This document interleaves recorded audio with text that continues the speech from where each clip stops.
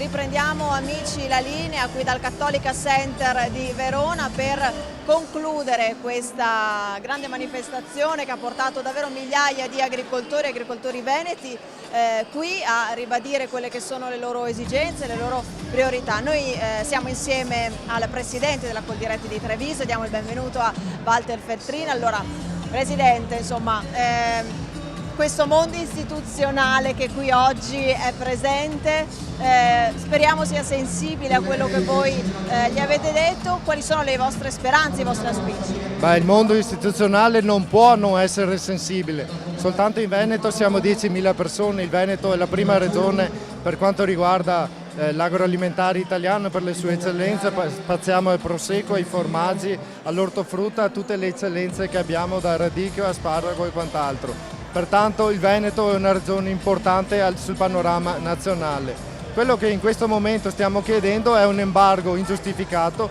dove gli agricoltori stanno pagando una crisi di mercato ingiustificata perché settori produttivi che esportavano direttamente in Russia, grazie all'embargo, purtroppo con l'embargo sono dovuti trattenere i propri prodotti e alimentare quel falso Made in Italy che comunque arriva lo stesso nelle tavole dei russi.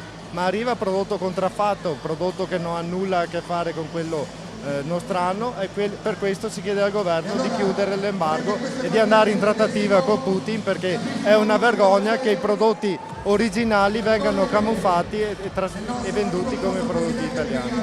Insomma, un peso e un costo insostenibile, dicono gli agricoltori, anche alla luce del fatto che succederà comunque qualcosa con l'Inghilterra, la Gran Bretagna che è uscita dall'Europa. Beh, il voto dell'Inghilterra è stato un voto in pancia, perché molto probabilmente gli inglesi non hanno avuto la fiducia su chi li amministrava, pertanto con la pancia non si fanno programmi ma si fanno reazioni che a volte sono scontate e che non danno il giusto significato. È chiaro che alcuni prodotti importanti del trevigiano come il prosecco, l'Inghilterra rappresenta il primo mercato di sbocco, però devo dire che comunque il prosecco ha un grande appeal, che anche se dovessero mettere il dazio e quant'altro, credo che come prosecco non ci saranno problemi.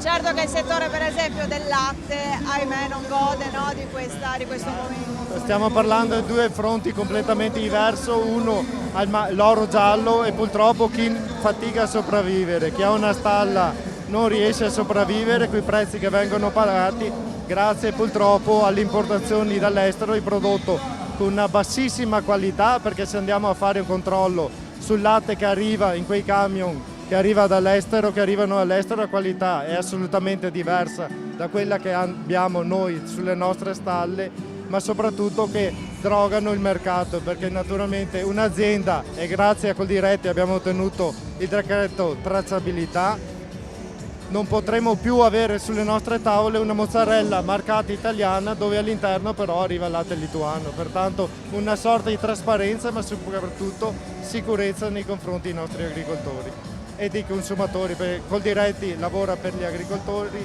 ma soprattutto anche per i consumatori. Per rendere i consumatori sempre più consapevoli. Grazie. Assolutamente, grazie a voi. Grazie al Presidente della Coldiretti di Treviso, Walter Feltrin, e con questa intervista si chiude qui questa puntata di Verde a Nord-Est. Alle nostre spalle vedete le bandiere gialle, le migliaia di bandiere gialle sventolanti qui oggi. Grazie, ci vediamo la prossima settimana, se vorrete, stessa rete, stesso orario. Abbiamo anche una pagina Facebook e un sito internet, guardateli. Grazie.